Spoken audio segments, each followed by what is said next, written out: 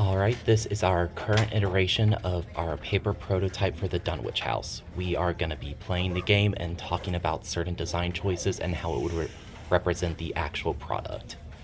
All right. To start with, we've got some notes before you play that based on our last prototype, we found a lot of people were playing to win, not necessarily reading the cards, so we made a little note beforehand to express that it's a paper prototype and that the current events are going to be implemented ideally as cutscenes or narrative events during the game, and that you have to read the cards in order to get the best experience. To get the best ending currently at the moment for the prototype is to get to 20 progress based on cards based on how you roll and cards you will choose after each turn, and the ending can be affected based on how much progress you have and your sanity by the end of the game. And if you reach 0 sanity before you reach 20 progress, the game does end. Yeah, you can keep track of your sanity and your progress here with these dials that you can turn as you make progress or lose sanity. It starts at 1 progress and 5 sanity. Sanity will go down as you are playing, and the progress will go up. We've got a how to play card that will explain how you play the game.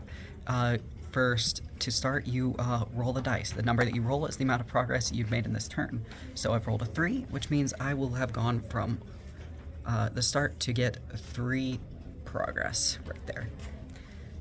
Second step is to pull a card from the deck. So we've got a bunch of event cards, and I'm going to pull that from the deck. And this one will remove 2 of my sanity points. So we start at 5 sanity. Now we have gone down to 3 sanity.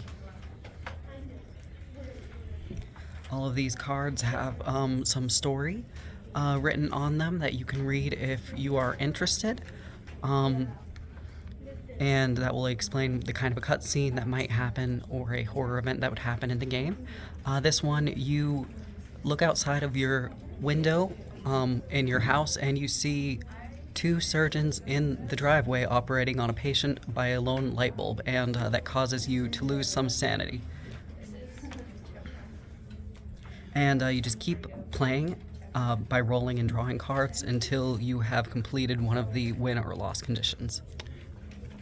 And that is the main concept of the paper prototype. Of course, each of these cards represents you either making certain renovations during the day or seeing certain mysterious events of horror as you basically try to survive. Yes, and there will also be good ones where you gain progress through these cards as well, or alternatively, ones where you lose progress.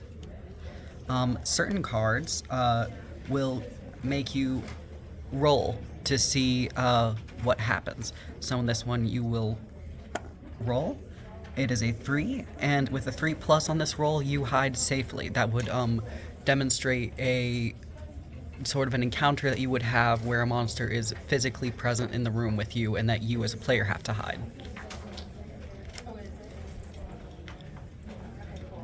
Some of our cards tie together to sort of give you a little bit more of an idea of what the story is going to be like, or some of the narratives in the game. So, for example, the number station cards tie together, and for the first one, you hear your own voice saying a certain amount of numbers, which you find out are dates, and those dates are when you're going to die. In the second one, everybody you've ever known is saying the exact same date, and it is representing the end of the world and when that would happen in that universe. These cards allow you to get a better understanding of the world and the story so far. we decided on cards for our prototype because we wanted to get an idea of how the story would go without having to make a hard script right now. With cards, we leave a lot of it up to personal interpretation and to random chance without having to have an explosion of too many options and too many choices at the moment. And that is the general overlay of the prototype and how it would represent the actual product. With that, we will now just do a playthrough of the game.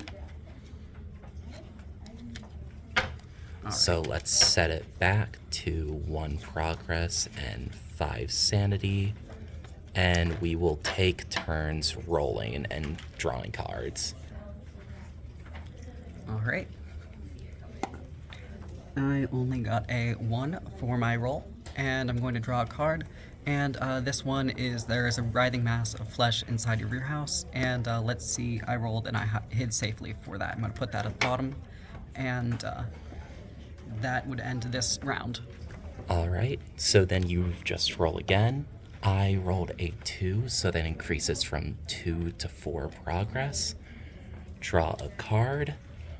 And this one is you realize you no longer feel hungry or tired. You don't ache or want anything. The only thing you want is to fix the house, which with this card you get 1 progress. And then put that at the bottom of the deck. Yeah, of course. And then that goes to the next round. Mm-hmm. In the actual game, the progress gaining will be more of a personal effort through like mini games or personal choices, but since we have no real way to represent that, we're just having it increase steadily as a dial. In any case, I've rolled a 2, which should get us up to 7. And alright, since I didn't shuffle well enough, I've gotten the -2 sanity that I talked about earlier.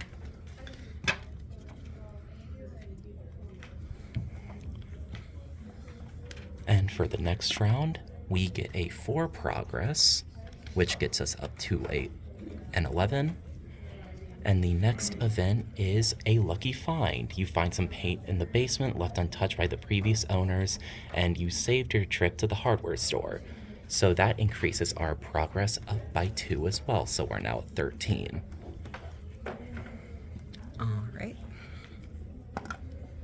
I have rolled a 3. And I have found a box of keepsakes, and I can roll to either gain sanity or progress, which that is completely left the nest. I've rolled a 2, which means I gain 2 sanity. 2 sanity, which Yep, means back we to are 5. back to 5, so we're pretty good standing at the moment. And then for the next round, that is a 3, so that is 19 progress. We are 1 away. All right, so this is an interesting card. We bring out the rooms. We have to choose. You find a note from the previous owner giving you some insight on where the mold might be coming from. So you have to choose a room. Let's go with the kitchen. And now we have to roll. And if we get a 4, that means we correctly guessed. And if we roll a 4, that means we get 3 progress. And that is a 3, so we Do just not. stay at the current progress that we're at. Mm-hmm. Alright. And I've rolled a 4, which successfully brings us to 5 sanity, 20 progress, which is really good, actually. Let me see if I can find the end for that. Okay. So we've gotten the good end, the best end, where we have 100% progress and 2 or more sanity. So with that one, your home looks better each day, with each cobweb cleared, and with each cobweb cleared and wall restored, some unfathomable thing was put to rest. Perhaps it liked you, or perhaps it was attempting to feed from you, and it starved. Whatever answers existed, they were lost with the other worlds. So that means we got the best ending possible. And with the current standing of the game, that is not very likely. We just got very lucky. Mm-hmm. So with that, if you had less progress, or if you got to 100% progress and you had like only one sanity left, that could lead to not necessarily a bad ending, but one that isn't as favorable. And then the other endings is based on if you reach 0 sanity, and that is based on if you have 15, less than 15, or 15 or more progress. Yeah.